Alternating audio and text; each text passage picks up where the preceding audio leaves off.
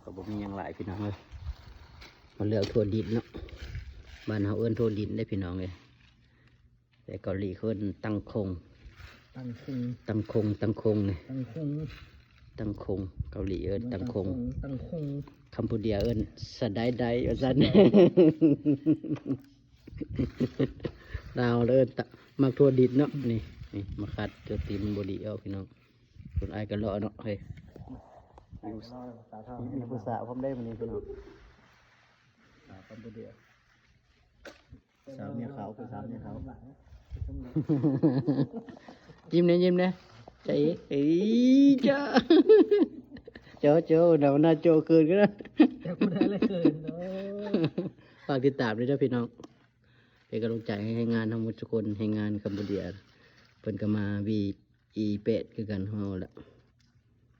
สู้ๆพี่น้องเฮาหมดทุกคน